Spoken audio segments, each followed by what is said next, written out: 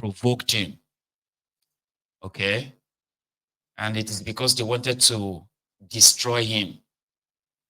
Another one was that, oh, he was the guy, one of those that opposed the Samoa Agreement. You remember that Samoa Agreement? Yeah, that one that was like Nigeria would have to allow homosexuals and all of that stuff. Remember? They said because he opposed the Samoa Agreement, that is why they set him up. I was like, what is really going on? Yeah, it is the typical Nigerians. So his statements during the debate on the Samoa deal or Samoa Agreement is to be replayed here. Listen. Ikweche. And I represent the artisanal people of Aba North and Aba South in this incorruptible assembly. Mr. Speaker, I would like to speak very briefly about some of the contents of this Samoa agreement. Mr. Speaker, this agreement has certain clauses that happens to be in variance with our way of life. We are Africans, we are not Westerners. We have our laws, we have our way of life, we have our way of doing things.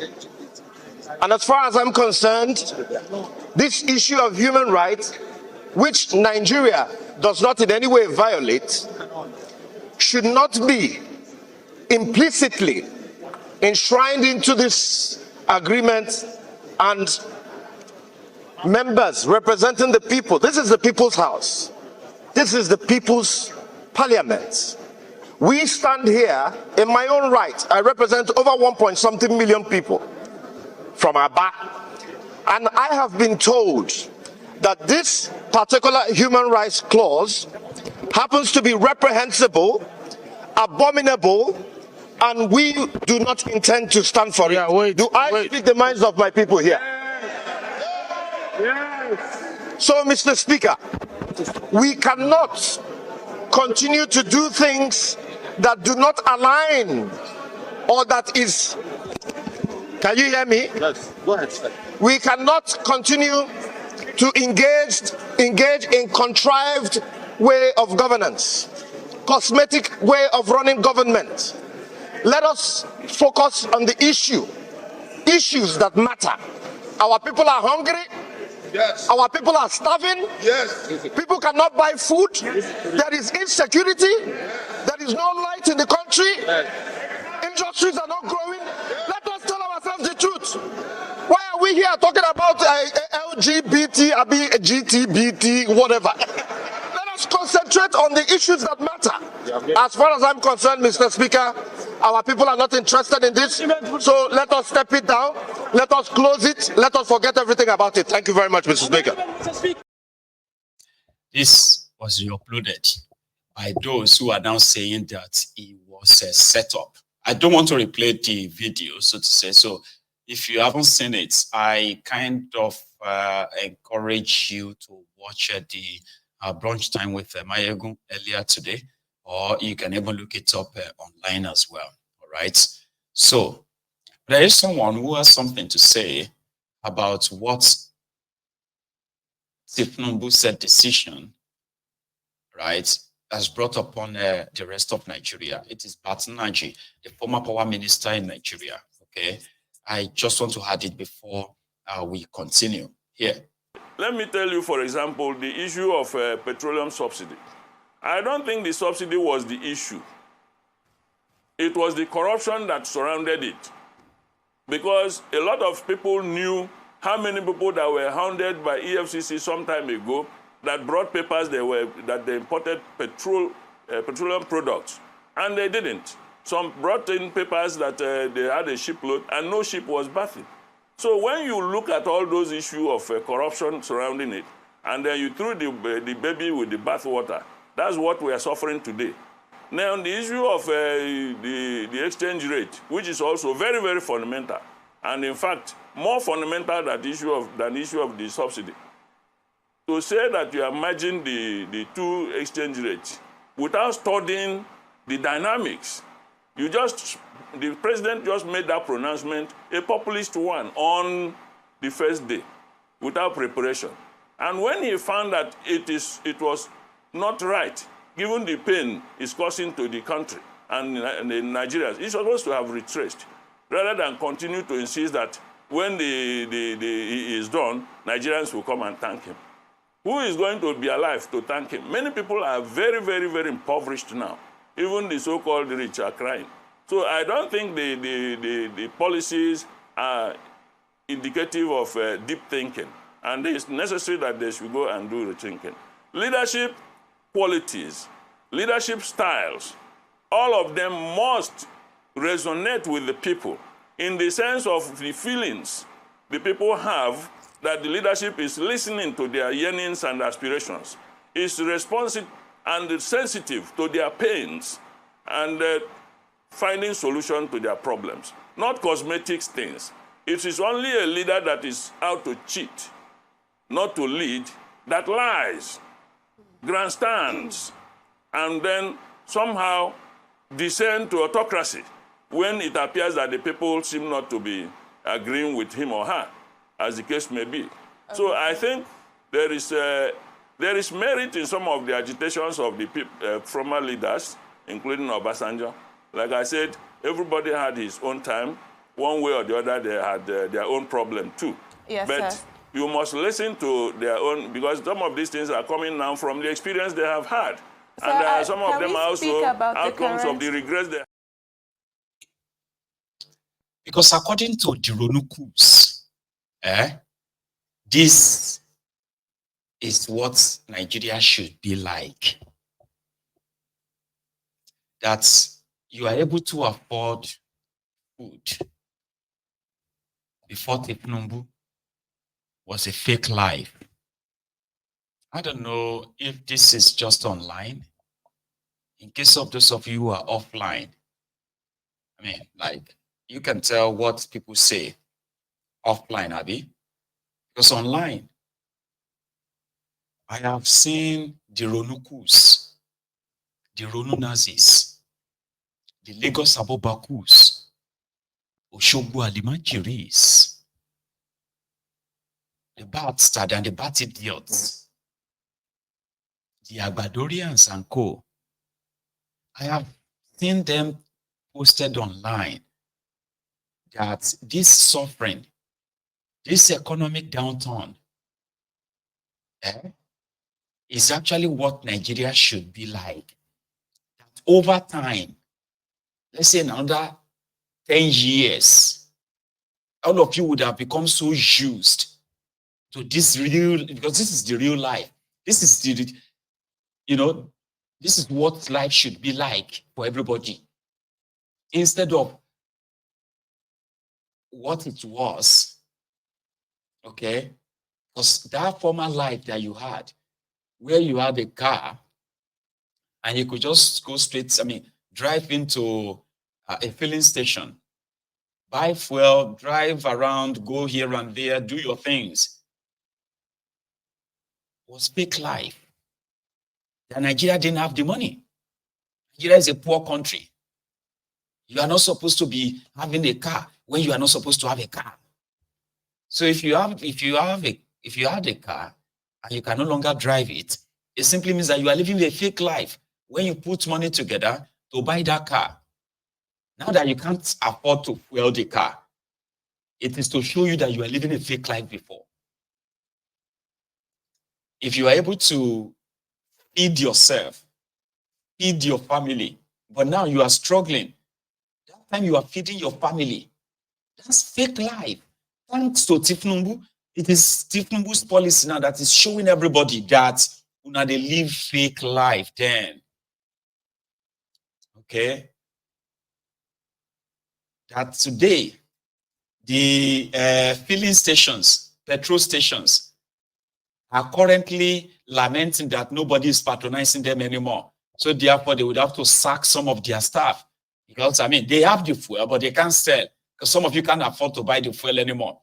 They are complaining. The Ronukus says, yeah, this time when people were able to afford the petroleum at 185 naira, 167 naira. Those times were fake lives because Nigeria was subsidizing it for you. Now, it's only those who genuinely have what it takes to buy fuel should be buying fuel. Businesses that are unable to buy fuel, they were operating fake business back then. So nobody should complain. This is the confirmation that the lunatics have taken over the asylum. You know the saddest part? Some of those who are pushing these narratives, they don't live in Nigeria. That's the saddest. Because I have actually checked some of them, they are not living in Nigeria. And you see those ones who are living in Nigeria that are always commenting. Thank you, Jare. I told my neighbor, even my neighbor that used to own a generator almost 24/7. Now he cannot own the. These are sadist, mentally disturbed people. Their neighbor was able to own generator because there is no electricity. Now that neighbor can no longer turn on his generator and he's happy because according to him, his neighbor was living a fake life when he was buying a liter of petroleum for 167 naira and he could put on his generator when there is no electricity. That was fake life. This is now the real life. Their neighbors can no longer afford generator. Their neighbors can no longer fuel their cars. They don't have cars. So why should you have car? Why should you turn on generator? If there's no electricity, let everybody stay in the dark. So now that only Tifnumbu and his cronies, the criminal politicians are the only people who can afford petroleum, who can afford this, Abi. So the rest of you living that fake life, you need to accept this reality now. So that Tifnumbu can save all of you. Because Nigeria can no longer afford to allow you to be having generator or to be having a cars. Why do you need a car? You're supposed to use your leg. Then, if you cannot afford, jumping Okada, then let's walk. It gives you fitness. What about businesses then? Well, anybody that can patronize any business should patronize them. If you don't have money to patronize any business, we're fine. At least people are still doing Owambe every weekend. People are still going to club now. Those ones who are still going to club, very soon they won't be able to go so that they can tell them that you are wasting money. You are wasting this and that. That is why you are able to go to a club. When people can barely feed, whatever you are doing that is giving you the money to afford to go to a club, don't worry. Very soon, you won't be able to go to that club. And then your fake life too will end. This is the mental health issue right now. That people who have been subjected to this economic torture are believing that Tifnumbu's reform is going to change everything later. That everybody will become equal. From that equality, people will stop complaining. So you know that once you are in the dark for so long, you will no longer fear hallucination and the rest of that. Because according to them, this is it. A bag of rice is now 120,000 naira. Must you eat rice? Must you? Rice is not our food. A Ronuku told me that. Yeah. Is it the fault of Tifnumbu that you cannot afford rice? Must you eat rice? 50% of private hospitals are shut down. But do you need hospital? Then go to the public hospital. But the public hospitals are like, glorified mortuaries. No. The last time my wife wanted to give birth, do you know how much I pay at a general hospital? Only 200 naira I paid. Really? Yes. So we are our own problem. We don't have the money. Nigeria doesn't have that money, that kind of money, for people to be saying they are going to private hospital, private hospital. Nigeria is not that rich. Tinubu is the one showing everybody now that Nigeria is not rich. That's what these lunatics are saying.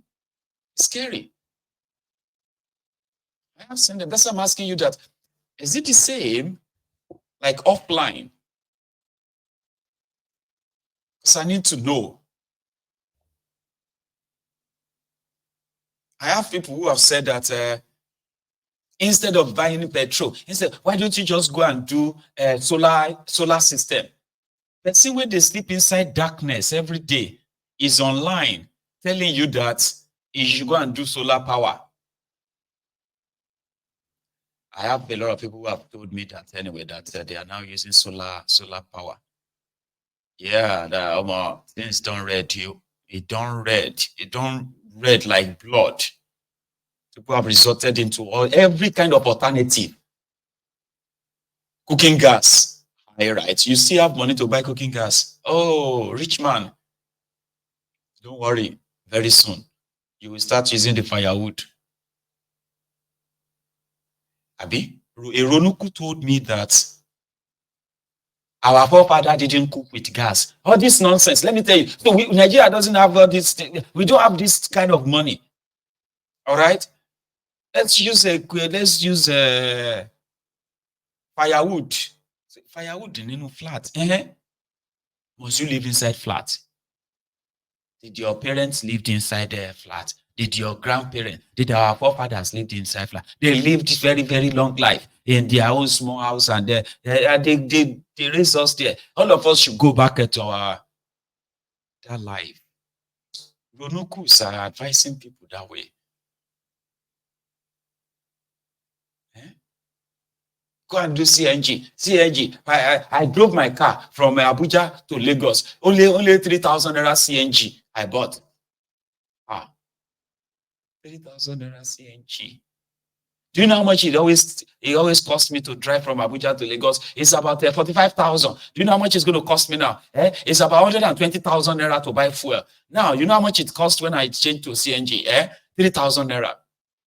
I'm telling you this thing. See, we don't have all this money for people to be living large. Thank you, Jare Asiwaju. Thank you, Asiwaju, for showing us that Nigeria is broke and we must live within our means. You must live within your means, but these criminals are not living within their means. They are not driving CNG cars. They are not. Say if you go to airports now, Ronukus said that too. Ronukus said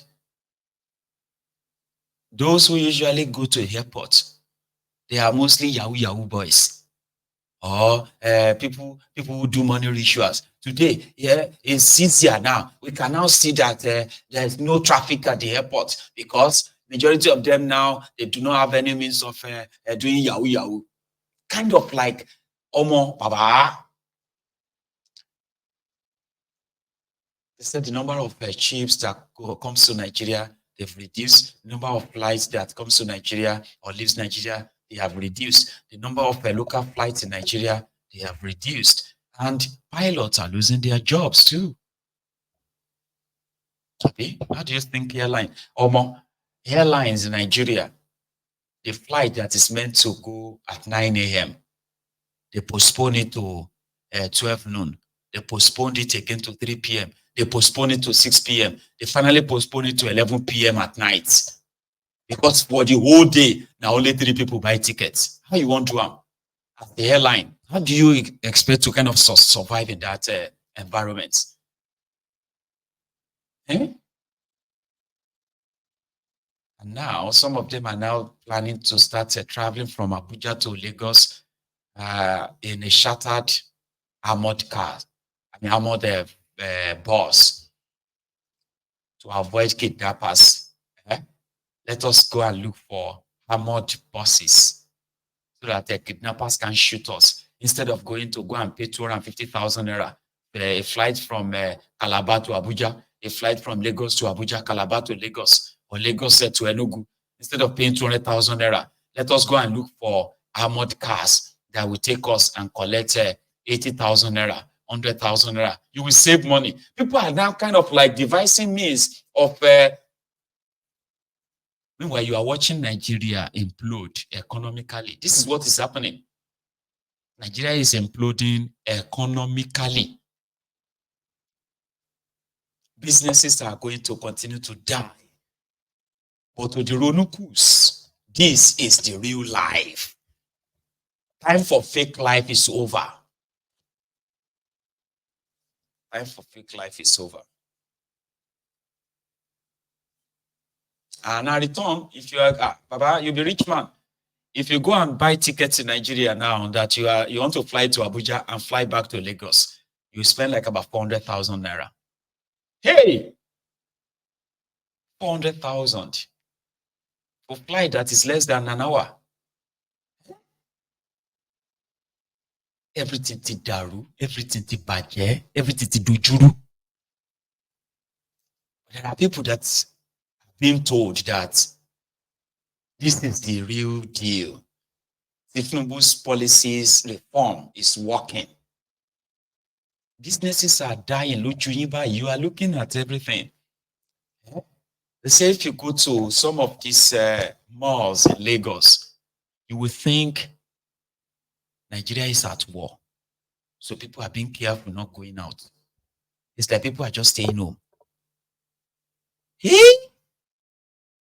Even the bosses that are still trying to walk and pick people up and all of that, they can tell you what it is like now. Economic ti daru. You just said that of the northern Nigeria. In fact, let me show you the video of their meeting. The meeting of their sultan, the meeting of their governors, talking about their situation. Watch. The realities of the day. As we speak today, most of our northern states are in darkness due to vandalization of electricity transmission infrastructure. This not only underscores the vulnerability of critical infrastructure, but also the need to build additional transmission lines.